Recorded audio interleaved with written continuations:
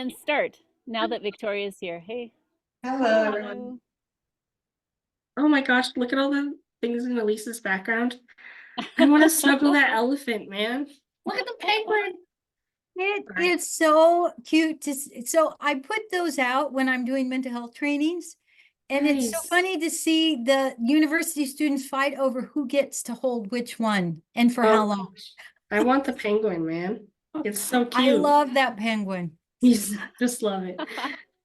I like stuffed animals with giant heads. I'm so weird. Well, they seem to like ones that they can completely wrap their Yeah, arms around and really yeah. hold tight. We need the bear hug. Hi, Emma. Yeah. We need to bear hug the animals. Yeah. Okay. I think we can start whenever. Are people coming in still?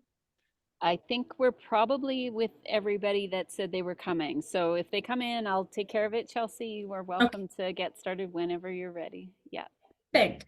Well, thank you everybody for coming. This is the event toolkit launch, which was created so amazingly by Lisa here to help us out with upcoming events. And I'm going to jump right into the announcement. Recovery on Campus Alberta got their funding renewed for another year, which means we have another round of event funding for offers. So the plan is within the next week or two, I'm going to have the application out to the post-secondaries. And then as they come in, I will start processing those immediately. It's still $3,000 this time around. There is a plan for that to change in the future, and we'll have more information as that comes around. But right now it's $3,000 again. Some of the expectations around the events will be a little different. We're going to have everybody who applies do an orientation with us just to make sure that some standards are being met and that Lisa's services, as part of the event funding, Lisa's services are offered 4 hours for free. And we really want her services to be utilized because she knows us, she knows the program, and she has some really great ideas. So I know Bow Valley College for sure, like, and Banff Center really found her help useful.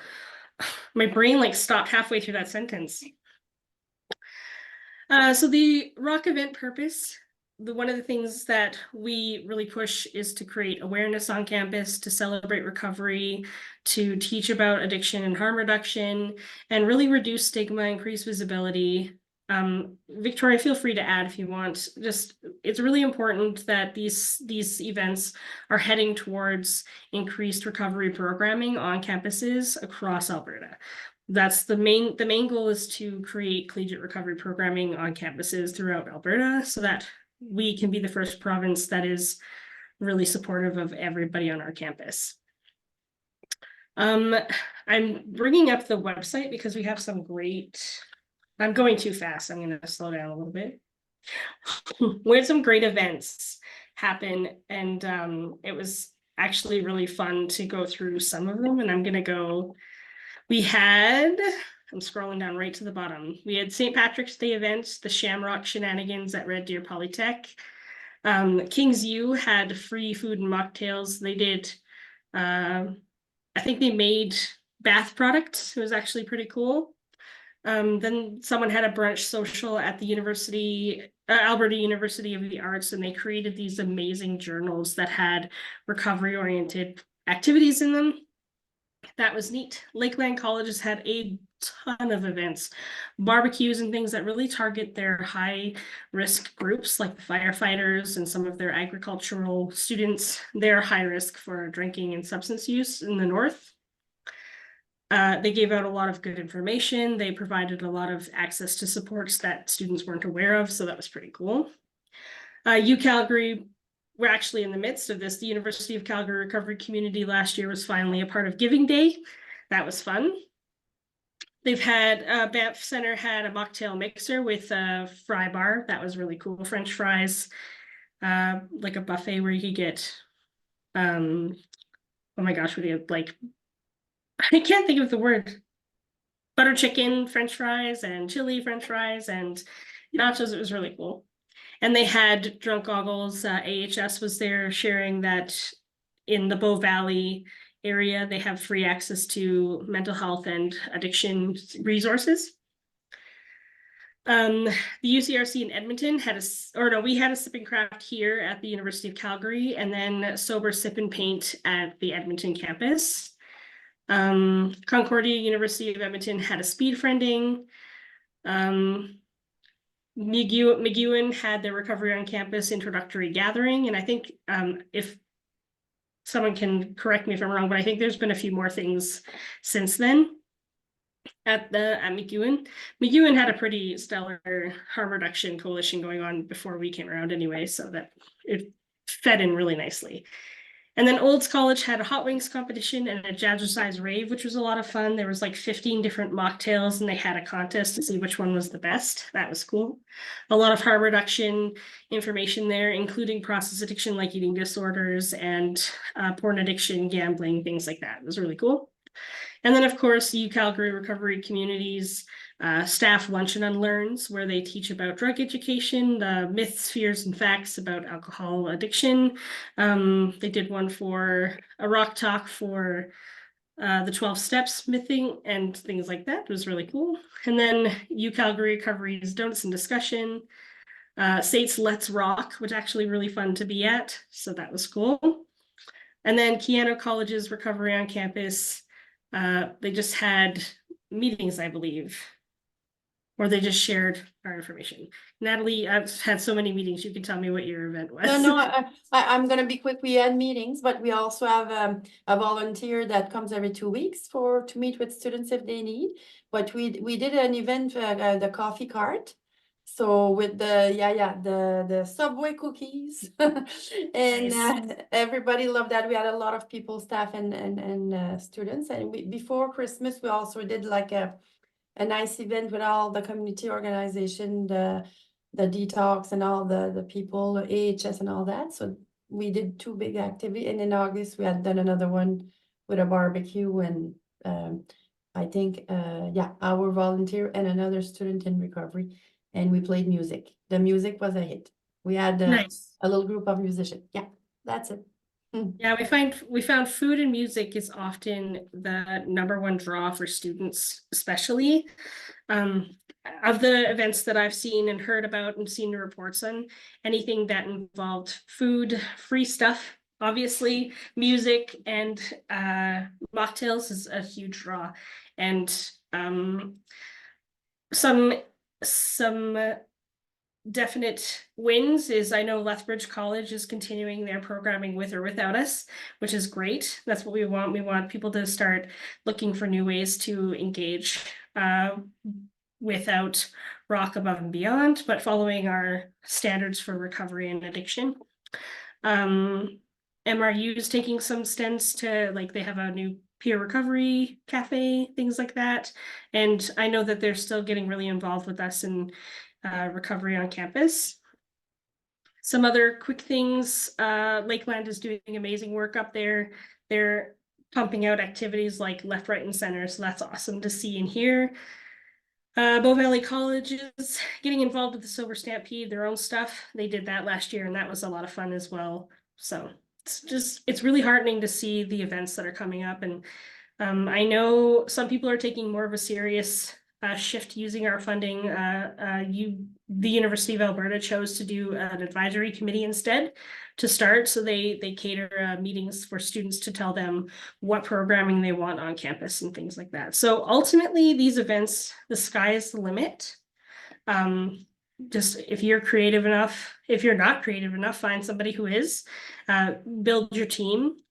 Utilize the Collegiate Recovery Guide, the toolbook that we have, the toolkit on our website. That'll tell you how to get your teams together and things like that. So, and I hope that this toolkit event, the event toolkit that Lisa is about to share with us, can help with that as well.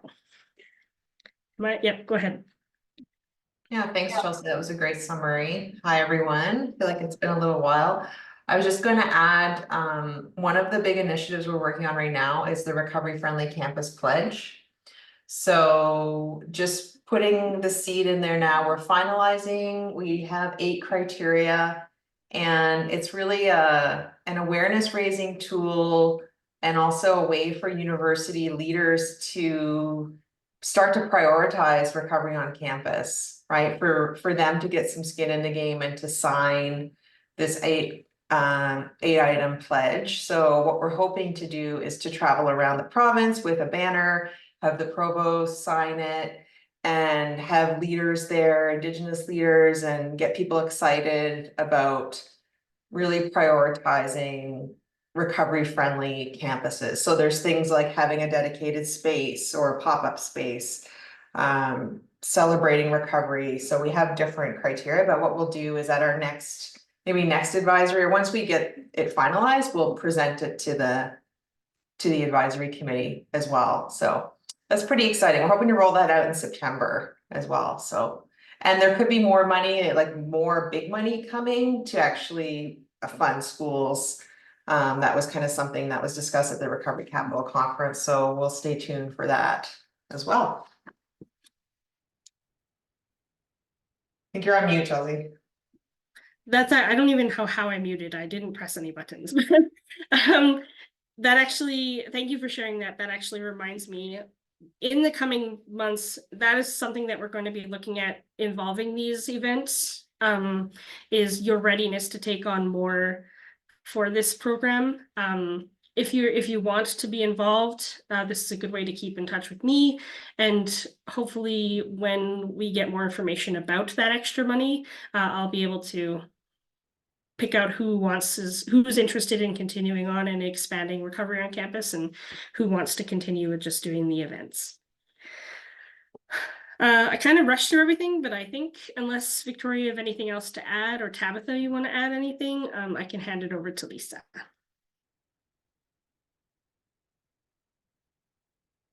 No. Go ahead, Lisa.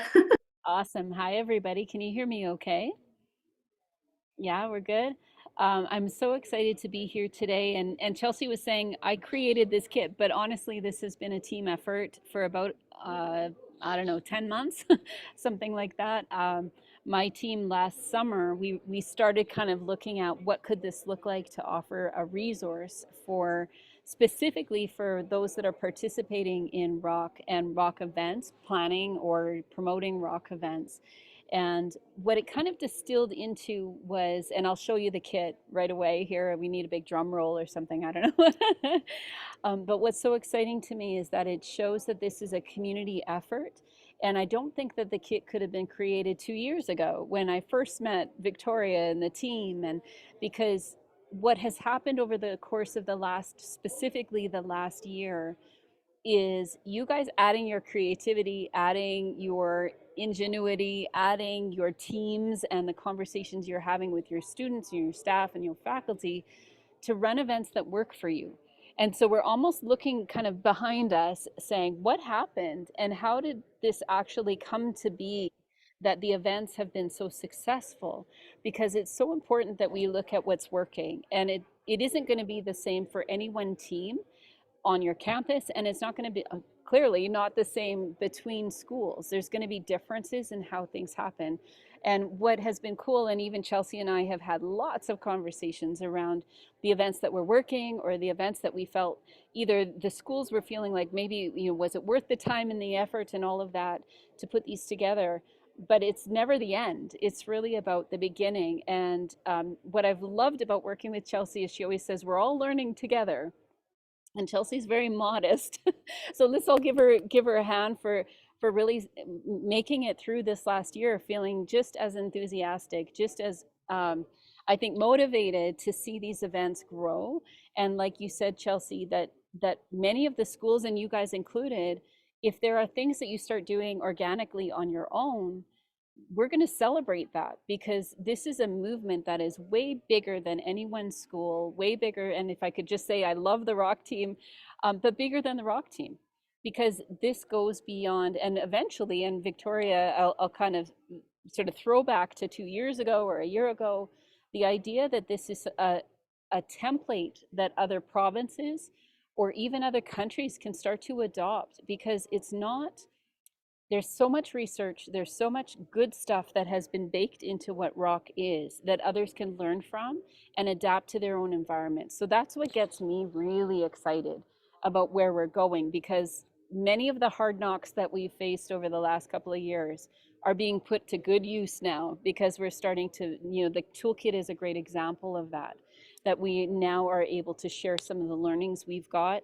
One of the points, and I'll reveal the toolkit here right away, but part of this is also having you understand, and those that are listening to this after, welcome, but where you're understanding the relationship between the ROC team, and I consider myself part of the ROC team, but that Candy Event Consulting is supporting and coming alongside and giving support to each one of you that are invested in making these events happen. And so we're going to describe a little bit what that partnership looks like and how you guys will benefit from it. So are we ready? How do we do like a virtual like drum roll? I don't know. Okay, while I'm sharing my screen, you can clap or something, but here we go. Hear Yeah, that? just do the snaps. I can hear it. I can feel the energy. Okay, here we go. Can you see my screen okay? Awesome. Okay. Let me make sure that I can see you. I just lost you all, so I'm going to pull you back up. And Chelsea, if you want to just unmute yourself if there's anything that you want to be adding, and I will just walk through this kind of step by step. Okay. Can you see the rest of my desktop, or can you just see what I'm sharing? Because it is a little bit of a mess on my desktop. Okay, we're We good. can see the just thing, yeah. Awesome. All right, so we've called it the ROC Event Toolkit. Specifically, this is recovery-friendly, substance-free events that you're planning, specifically with the ROC funding. So again, this is something that you can take on your own. You can use this with your team. It'll be, I think, a living and breathing document that it will be something that you can use and add to as you move forward in your events, and a real encouragement that we're tracking the events that we do so that we can learn from them. So we've called it your guide to planning recovery-friendly events on campus. And I think you've already covered this, Chelsea, but this is a community that we are all in this together. This idea of promoting sustained recovery, that the events are such a pivotal, in my world, one of the most essential parts of bringing people together and bringing that connection that can happen on campus to grow something bigger, something different, something that people are attracted to. So inside this toolkit, what we're going to talk about is the partnership between the ROC initiative and Candy Event Consulting, my company.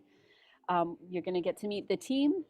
There's going to be a bit of a discussion around what I call the success filter, and we'll get into that. That's a little bit more involved. I'll touch on it today because we don't have a whole lot of time, but we're going to be able to chat through what will make your event a success, and then what kind of event supports are actually available, both through the ROC arm and through here at Candy. We've got all sorts of networking opportunities, learning opportunities, and resources available. So as I talk about the partnership, if anyone has questions about this, please unmute yourself or put up your hand and Chelsea will catch it, or add a question to the chat. And this is really meant to be for you. So if there's anything that you're finding that is confusing or you're not sure where you fit, please just ask the question and we can stop anytime. So we all know, and this is something that Chelsea has already covered, but why the recovery communities matter so much, and then how ROC says here on the left, ROC is filling the gap and creating connections on campus that matter. And when I say it matters because people in recovery are, like what we say in the ROC world, they're in a space where they're sometimes high achieving, sometimes also hiding. And when we talk about events, that's where we can be real with each other. And so on the next page here, we talk about substance-free events, where the question is, won't it be hard? And I've heard this from some people that I've been able to have these coaching conversations with. Won't it be hard to convince our students, faculty, or staff to attend a substance-free event? Any comments from you, and you can unmute if you want to, or even the ROC team. why would that question come up? What is the assumption when we talk about events on campus? Any ideas? Why would that even, and I know Victoria, you speak about this at length too. Why would that be a question?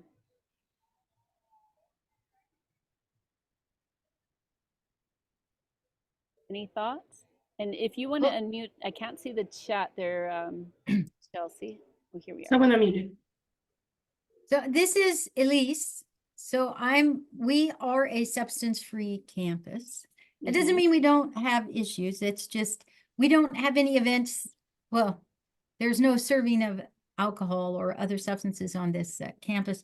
But to answer your question, I think drinking is just so much a part of life, especially post-secondary life, that I think students would think, well, if there's no drinking, why would I go? And I mean, faculty and staff as well.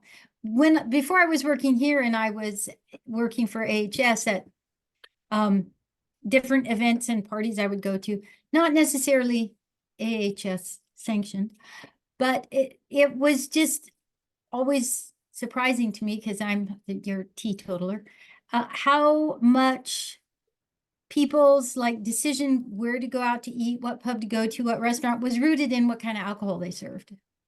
So this idea that you can't enjoy good food if you don't have good wine. Mm.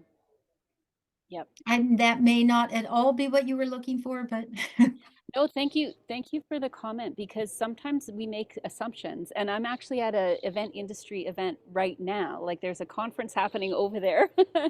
And it is part of the conversation that's starting to open up even in the events industry. And it's for those that are in the industry and the things that we do for ourselves, but it's also how do we plan events and understand that there can be a place for substance-free events, or a consideration for those that don't drink or choose not to drink for whatever reason.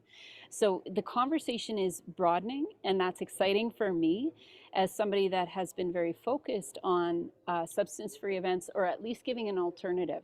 So I do have a little answer here that you can see, but where it says, when we remove the element of substance use, it doesn't remove the opportunity for fun, learning, and meaningful, long-lasting connection with your students, faculty, and staff. It just means we've got to get more creative, and we need to pay attention to it. What are the options? And it doesn't mean that every event on campus needs to be a dry event necessarily.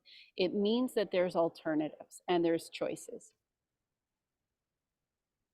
All right, so the partnership, I think we chatted a little bit about it. We came together I'm saying 2 years, it must be about a year and a half ago that I met Victoria, fell in love with what the initiative was and with the team. My background, and I'll tell you a little bit about that in a bit, but it just felt like this match that was so perfect in what they were trying to accomplish across Alberta, and introducing events as a real pivotal part of what a true recovery community can be on campus. And when I talk about events, it is really important to say it can be a meeting, it can be a speaker-driven event, it can be just a gathering or a coffee cart, like someone mentioned. It can be anything that the intent is to bring people together. So we don't want to get hung up on a big event or it has to be, hundreds of people. It's any kind of gathering that you orchestrate to bring people together. So the partnership, you can read a little bit more about this when you all get a copy of this. But it just felt like when we came together, there was just such a great opportunity to make these events the best that they could possibly be.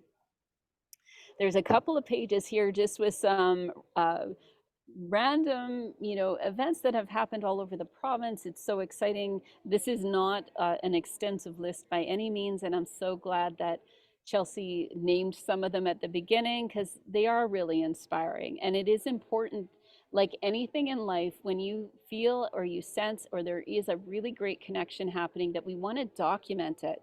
And social media can be overwhelming or boring or whatever it is, but sometimes when we talk about taking photos at your events, the value of that is we're creating the fire that this can be something that can happen broadly, or it really doesn't have to be a whole lot of planning or a whole lot of money, but it can have a huge impact. And so the more photos we get, the more stories we get of these events, the more inspiration we can offer as well. All right, so we're going to jump in and meet the team. Chelsea, can I get you to do a quick introduction? I think everybody knows sort of everybody on this slide, but if you could just jump in and do a quick overview and introduction of the team here. I'm pretty sure everybody knows at least me and Victoria. I'm the program coordinator. My job is to take all of the amazing things that Tabitha is doing here at the University of Calgary and scale them so that they can be utilized and engaged with at everybody else's post-secondary. Tabitha is I'm going to read the thing, proud Cree Métis woman who has called Mohkinstsis her home since birth. She is the program coordinator at UCalgary Recovery Community. She is a registered social worker and honestly the lifeblood of this work right now because she's really got us on track and is really helping. You'll hear more about her because she's the one who's helping us do the surveys and the evaluation of our programming in the future. So, and then Victoria, of course, she is this is her baby.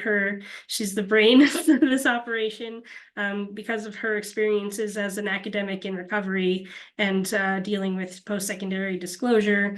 She started all of these amazing initiatives, UCalgary Recovery Community in 2021 and Recovery on Campus Alberta in 2022. Is anything else anybody wants to add? We have a new team member, Danny's yeah. here. Danny's here. I don't see him, but he's here, our social media student. Yeah. If any of the social media you see. There he is. Hello. Hi, guys.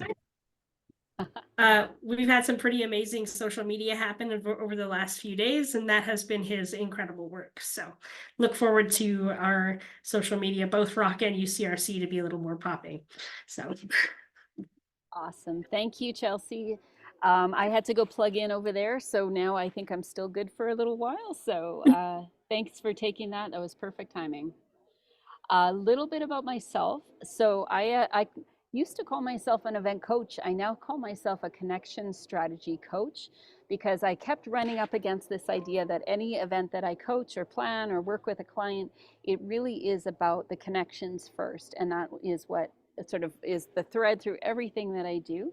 My company is called Candy Event Consulting, as I mentioned earlier. I founded the company in 2008, and it was really built on the idea that events could look different, and that planners, really anyone planning events, you don't have to be in the events industry to be an event planner. And so I just grew a love. That's how I grew up, was planning events in the community with my family. I was in inner city Winnipeg for a long time, which also informed, and I say here on the right-hand side, early advocate for substance-free inclusive events.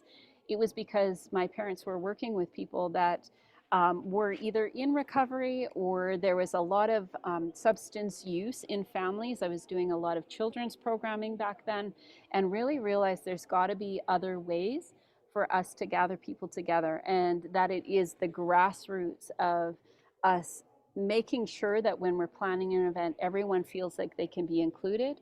There is such a beautiful push now for inclusivity, and I think this is just one part of that when we start talking about substance-free events.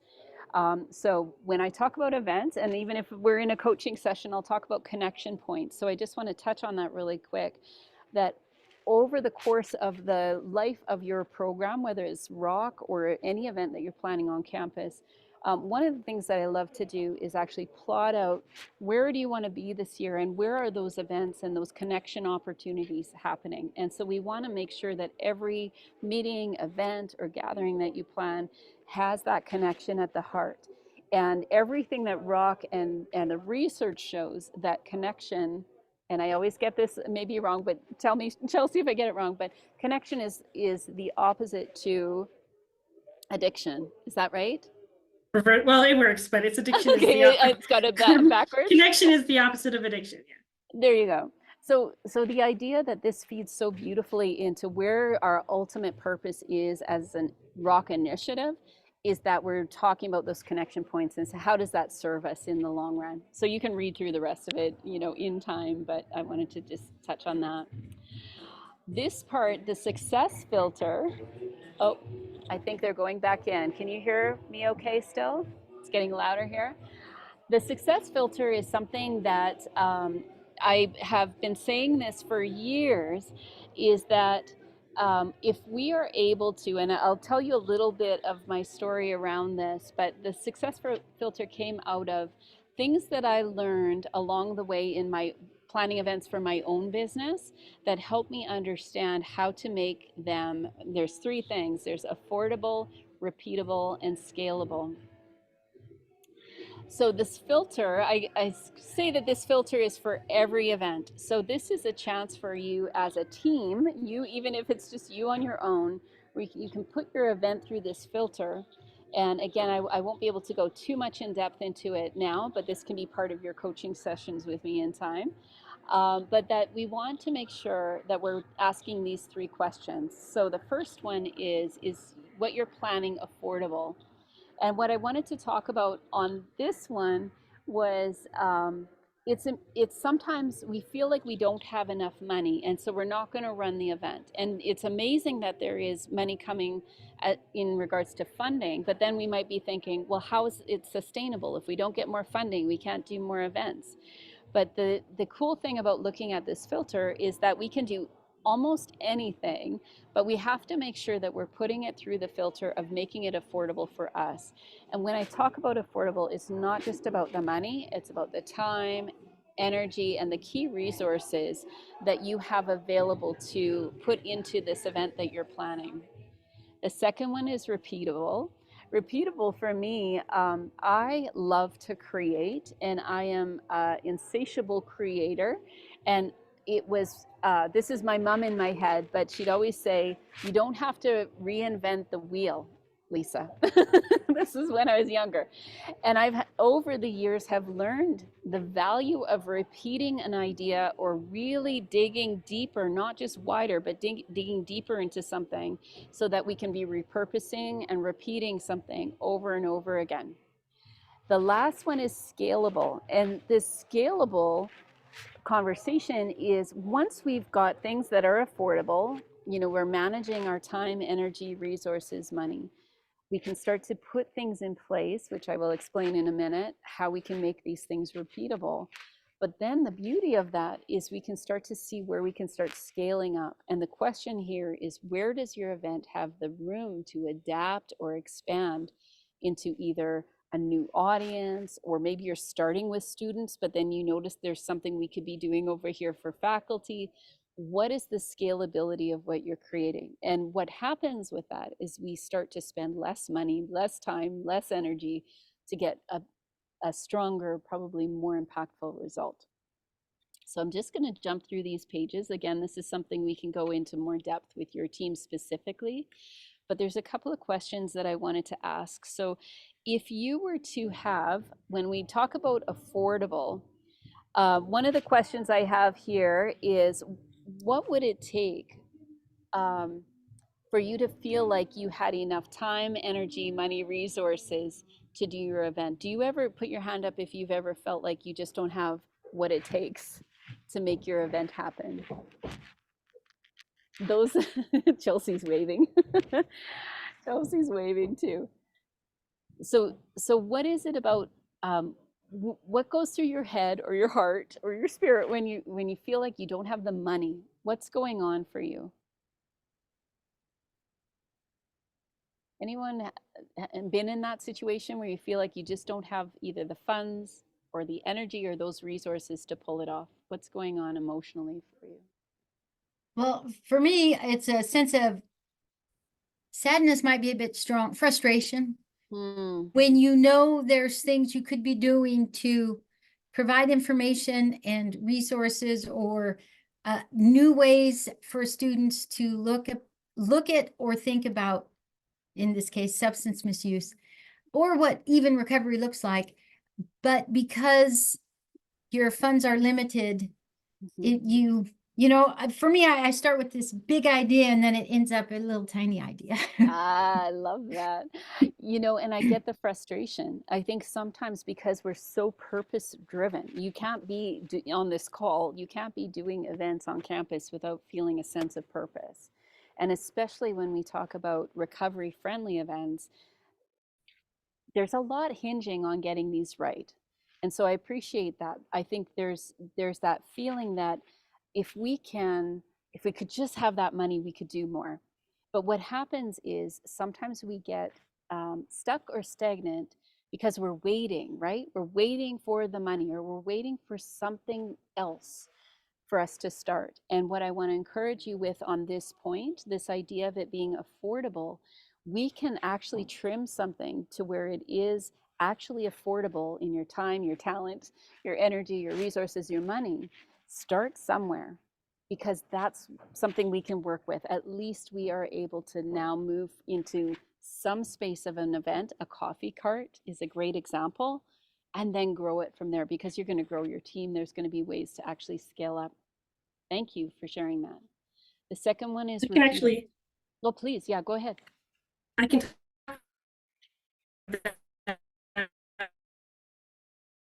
like we started in off the side of our desks in the social work faculty office with a little black cart that had a little sign on the front. And just consider like how far UCRC's gone from that little black cart to this amazing coffee cart to now we have a physical space. Like patience and persistence and understanding that the little things lead to the bigger things. I love that. And even the coffee cart can grow, right? Because then there's other, well, maybe it's not just coffee. Maybe there's other things we offer on that coffee cart, but you start with something that's affordable and then we get into repeatable because the coffee cart, I think, at UCRC is a perfect example because you've learned, let's say you've learned the route. Like I know getting from the office, that coffee cart from the office to where you could actually place it somewhere, there was a route through the campus that you needed to take it. But the first time round is like, oh my gosh, we've got to figure that out. Or what kind of coffee works, or what temperature is the right temperature? How many people do we need at the cart?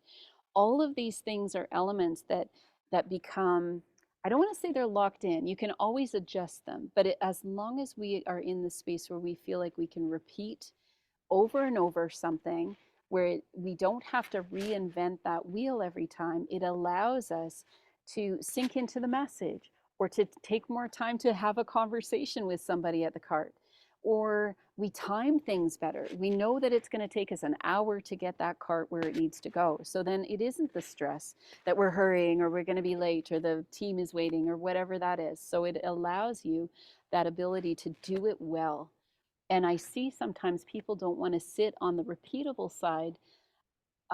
They want to scale right away because they feel good in the moment. So they want to scale it up.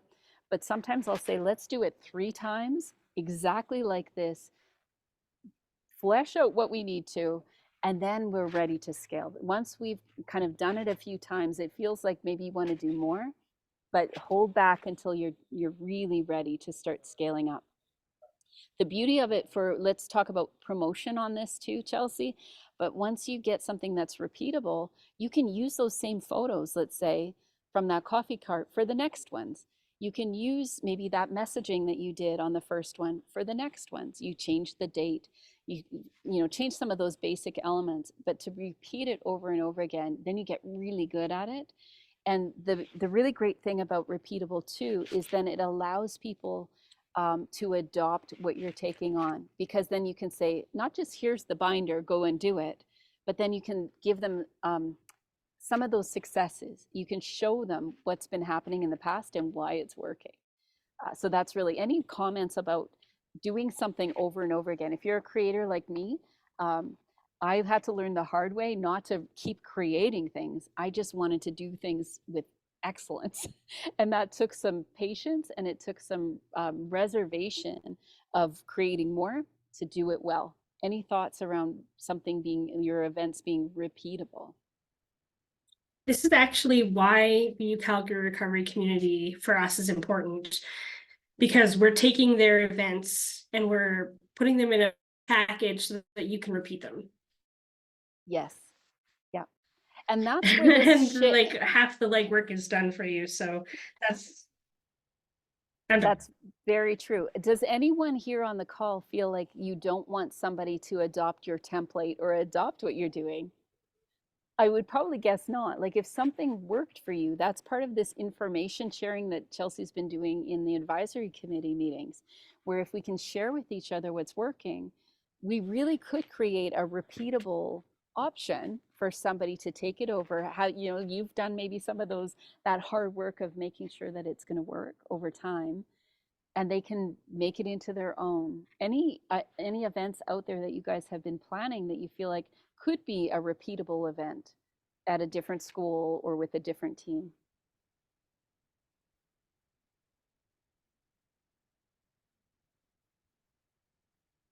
Well, we're a pretty small school, but one activity that we do every year that pulls out a lot of students, and depending on the year, it's funded through different sources. Mhm. But part of our campus, we have a cabin that has a big fire pit and outdoor area. It's on a lake, and we can get like canoes so people can canoe around on the lake. So every year we do a big cookout, and then we have games out, and we have other activities that students can get involved in. And we have the campfire going, and it's turned into quite a popular event that students really look forward to. Mm. But I realize not all campuses have access to, well, one, they're bigger, but they don't have access to their own private little cabin on a lake. We can just be a little jealous, but Yeah. maybe we Rub can it in, create rub it in, that. Elise. Yeah, exactly. I think Tracy, you had unmuted. Do you have an example? Yeah, I was just going to share what we did for a Recovery on Campus event. I don't know if, because I was late on the call, whether anything was shared earlier, but we did during the Valentine's Day week, we did a dance with mocktails, and apparently it was bussin'. I don't know, is that a thing? It was like the event of the year for the campus. Wow. So yeah, so it was fantastic, and I fully intend that the Pure Health team is going to run with that again next year, if and depending on grant funding and stuff. But we definitely learned some things along the way, and we'll hopefully not repeat the mistakes, but repeat the successes. So it was a lot of fun. Beautiful. And you know what's really cool about what you're sharing, Tracy, is the energy behind it, right? Because you've seen it for yourself. You know it will work, or you know what the feedback was. And again, not every event is going to translate the same way on a different campus, but there certainly are elements of that, like having a DJ. Like even that might be a consideration that someone might not have thought of. But then you would know sort of where to make sure that you're doing it in the best way possible, most affordable way possible, or however, you know, to make that repeatable. Love it. Thank you, Tracy. All right, we're going to just jump to the last one. I want to make sure we can get to all these slides here. So the last one is scalable. And this is where my creative person in me and the idea of actually having room to grow. Like I am an abundance minded person. I love working with clients where we're dreaming about what's possible. This filter is meant that it doesn't just keep you stuck in what's affordable.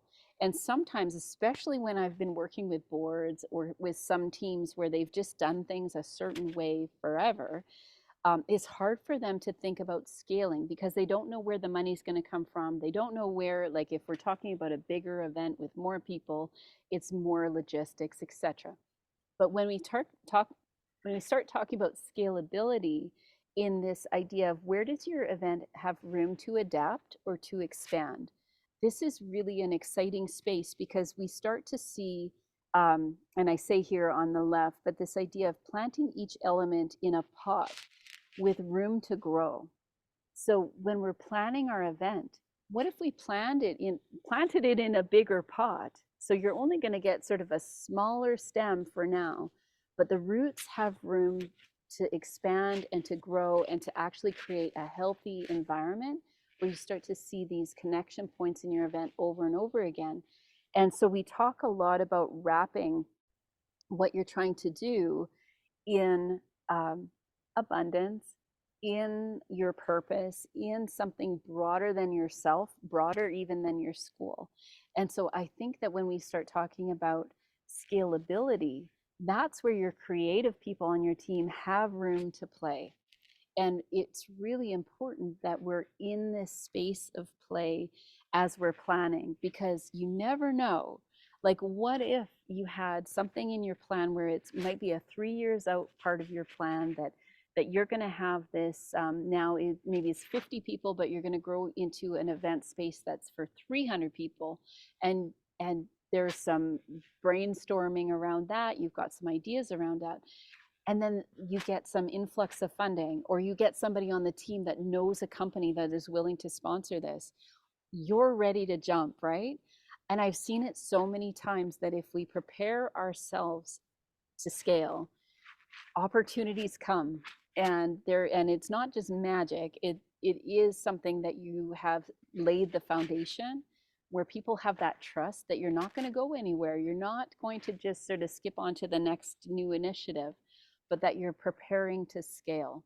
So maybe Chelsea, can I ask, or even Tabitha, if you have any examples of an event that even UCRC has done, or you've seen in our post-secondary institution partners, where it was one event, but then they had this opportunity to scale up to something a little bit bigger.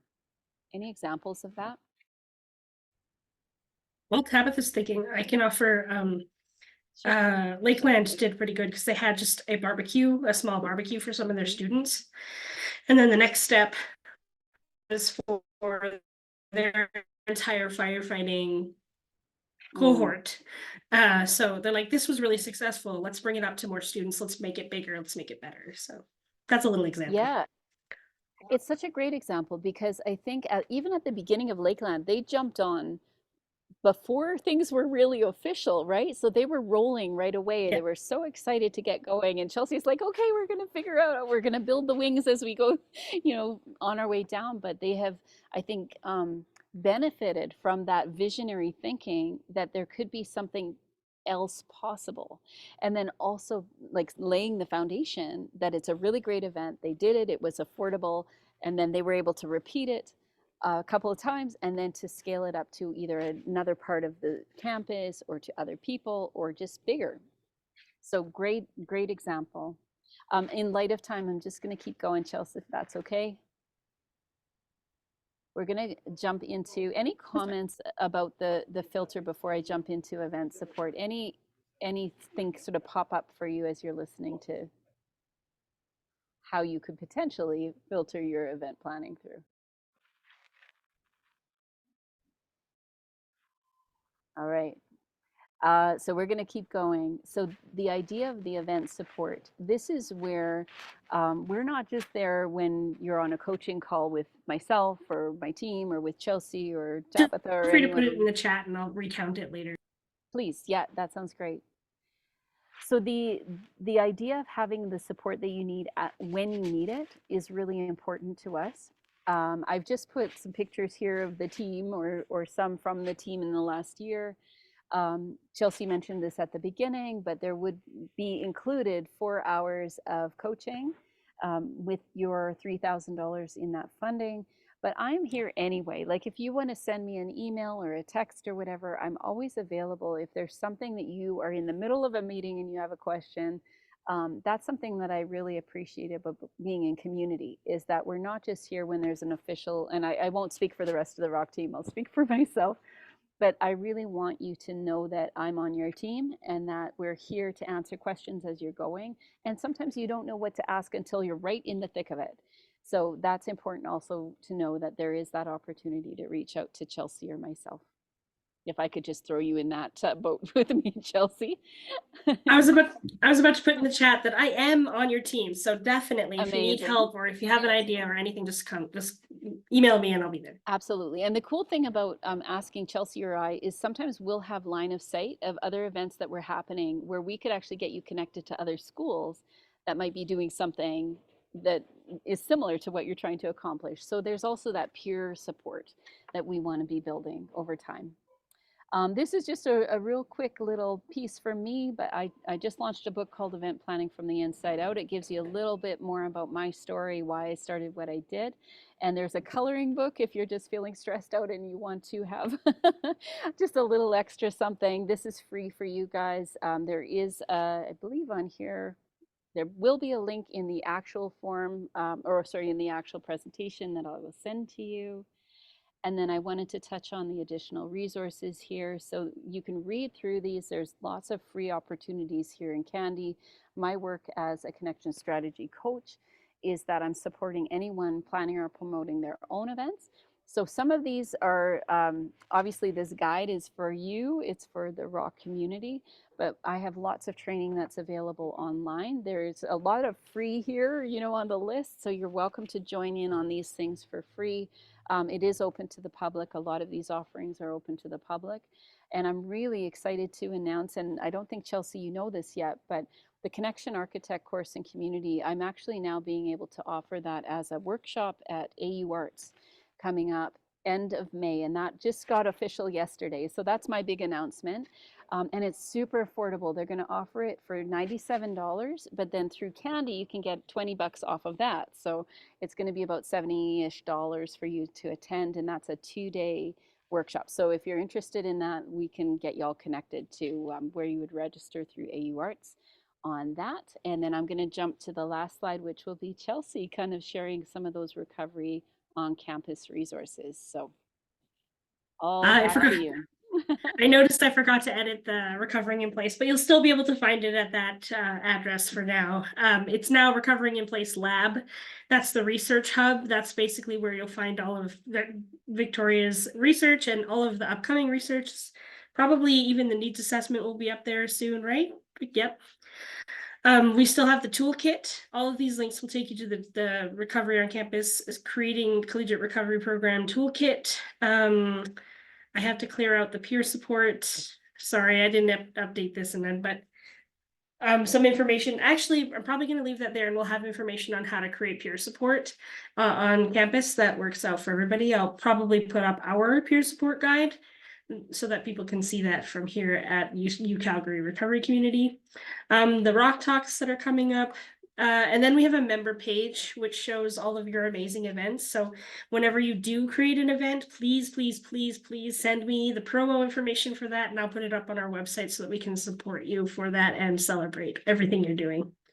And then I put McEwen's here. She'll see the Charm is actually a really amazing program at McEwen College or University, sorry, and Healthy Campus Alberta, which is a province-wide hub for people who are in post-secondaries. I'm pretty sure all of you know about that. So also just a quick announcement, we're going to be doing Recovery on Campus Awards Gala on the first day of the U Calgary or of the Healthy Campus Wellness Summit in June. So hope you're there.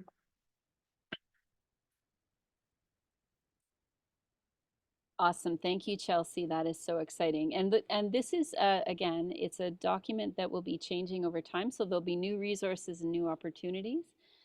I'm not sure why I can't click through to the last page, but you guys have our emails and our contact information. That's the last page of this kit. I'm going to stop sharing, and any questions, any last comments, Victoria, any comments? I would love to just sort of end off with the ROC team if there's anything left as far as direction or support that we can offer, or words of encouragement. Let's face it, events can be tough and quite overwhelming, but you guys have all committed, and it's exciting to see. Victoria. I was just gonna thank you first. I think it was really awesome just to see how far we've come. Like feeling a little emotional thinking of that little black coffee cart and the rain and how far the program has come, right? So I was just gonna put it out there for everyone. There's my cat, sorry. I wondered about the volunteers or the students, because I think that that's something as the leads on these programs, it can get, you know, when we talk about repeatable, it's like, am I gonna be repeating this? Like it, or is someone else gonna take it on, right? And I think that that's how I felt at the beginning when I was running around to Tim Hortons and buying the coffee and doing and thinking, am I gonna be able to do this, or are gonna have some students helping me do this and are gonna be excited about it? And that took a long time to gain that momentum. So I know we don't have a lot of time, but I was just kind of curious if you are getting that help so that you're able to sustain and scale and have some champions and for students to do that, because it can be a lot. So If I could just jump into that really quick, Victoria, that's part of what we can do on the coaching side too, because when we talk about sustainability of a program, it does mean that we're bringing people together. And what goes off in some people's heads is that, oh, that's going to take so much time, and where Yeah. are those people, and how am I going to train them, and where am I going to get the time to actually train somebody? But the beauty is when you start to lean in, there's people that have these skills that are ready to go and they know how to make something happen. So it's really trusting that there might be people out there that can come and actually take things off your plate.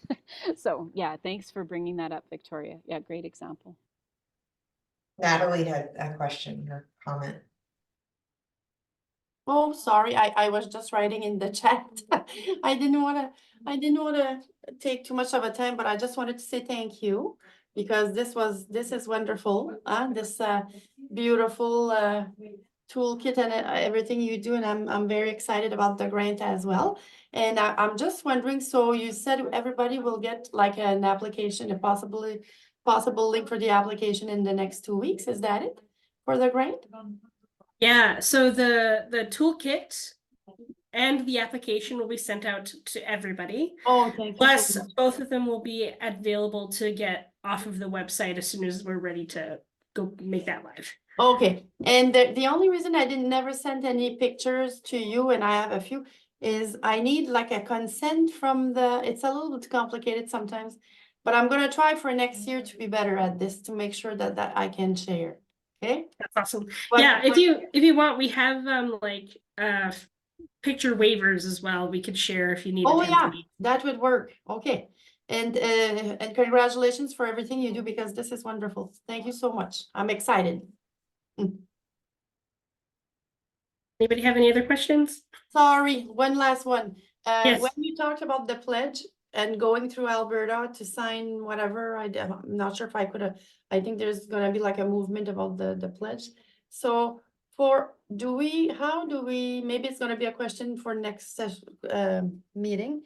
Do we need to do internally in our own college this pledge, or do we go as a part of a group of all the post-secondary institution? How, just so I know, yeah. A little bit of both.